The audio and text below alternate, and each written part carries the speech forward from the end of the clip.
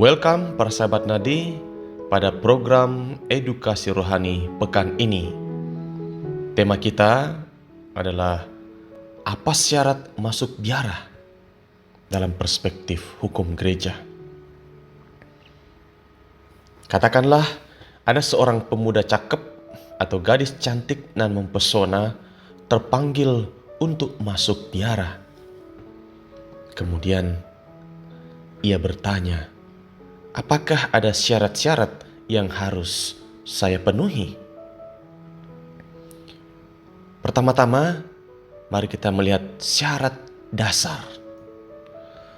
Syarat yang paling mendasar adalah seseorang mesti beriman Katolik.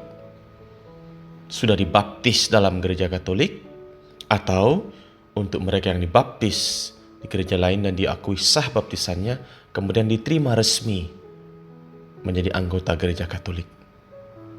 Ini syarat paling mendasar. Mengapa? Kanon 96 memberikan dasar normanya. Dengan baptis, seseorang digabungkan pada gereja Kristus dan dijadikan persona di dalamnya, dengan tugas-tugas dan hak-hak yang khas bagi orang Kristiani menurut kedudukan masing-masing, sejauh mereka berada dalam kesatuan gerejawi dan kalau tidak terhalang oleh hukuman yang dikenakan secara legitim. Secara singkat, Kanon 96 menegaskan bahwa baptis menjadi pintu untuk masuk menjadi anggota gereja. Dan dengan menjadi anggota gereja, orang mempunyai hak dan kewajiban. Dan salah satu haknya adalah untuk memilih status hidup sebagai murid Kristus di dalam gereja Katolik. Ada status sebagai orang tertabis, sebagai biaran-biarawati, atau sebagai awam. Maka hidup membiara merupakan perwujudan hak untuk bebas dari segala paksaan dalam memilih status hidup.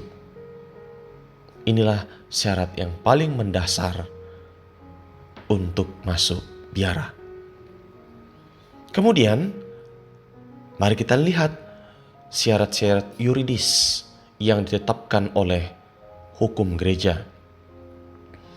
Kanon 643, paragraf kedua, menunjukkan syarat-syarat berikut ini.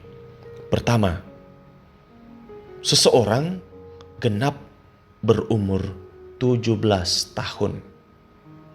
Ini mirip dengan syarat atau sama yang ditetapkan oleh pemerintah untuk seseorang bisa memperoleh SIM, surat izin mengemudi.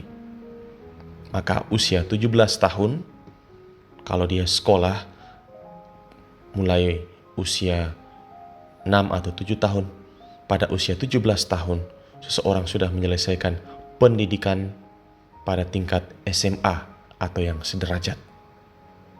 Maka ini umur minimal yang dituntut. Genap berusia 17 tahun baru boleh diterima dalam sebuah tarekat atau menjadi anggota suatu biara. Kedua, tidak terikat oleh perkawinan. Dengan kata lain, orang yang sudah pernah menikah dan masih terikat perkawinan, ia tidak dapat mengajukan permohonan untuk menjadi anggota sebuah tarekat atau sebuah biara, baik biara pria atau wanita, laki atau perempuan. Ingat, kalau sudah pernah menikah, cek dengan baik. Status Anda adalah terhalang untuk masuk biara karena ikatan perkawinan sebelumnya. Yang ketiga, tidak terikat oleh ikatan suci atau kaul pada suatu tarekat hidup bakti atau serikat hidup kerasulan, kecuali seorang yang berkaul kekal dari suatu tarekat hidup bakti atau serikat hidup kerasulan mau berpindah tarekat dengan mengantongi izin dari moderator tertinggi dari kedua pihak, dari kedua belah tarekat, dan mendapat persetujuan dari dewan dari masing-masing tarekat. Oh, ini prosesnya cukup rumit. Harus mendapat izin baik dari pimpinan tertingginya, disebut jenderal atau moderator tertinggi, dan juga persetujuan dari dewan dari masing-masing tarekat. Syarat yang keempat, yang bersangkutan tidak karena terpaksa, maka tidak ada paksaan untuk masuk sebuah tarekat atau menjadi anggota biara. Dan tidak ada ketakutan besar atau tipu muslihat yang menyebabkan orang bersangkutan mau menjadi biarawan atau biarawati. Jadi kebebasan untuk menentukan status hidup merupakan hak.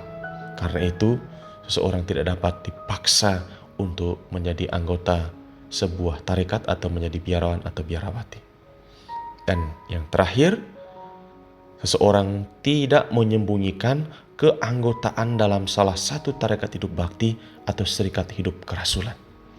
Jadi kalau belum putus ikatan kaul dalam sebuah tarekat, seseorang tidak dapat lagi setelah menjadi anggota sebuah tarekat lalu melamar ke tarekat lain.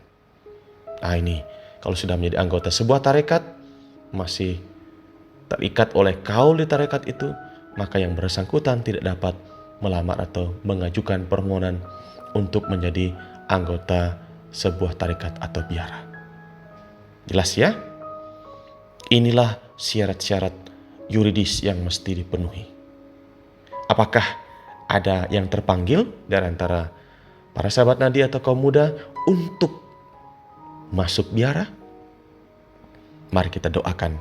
Panggilan adalah anugerah dari Tuhan dan manusia perlu menjawabnya dengan kesadaran dan kebebasan penuh untuk membaktikan hidup bagi Allah melalui pelayan dalam gereja dan juga di tengah masyarakat demi keselamatan jiwa-jiwa yang dilayani, demi pewartaan Injil dan perluasan kerajaan cinta kasih Allah di tengah dunia ini.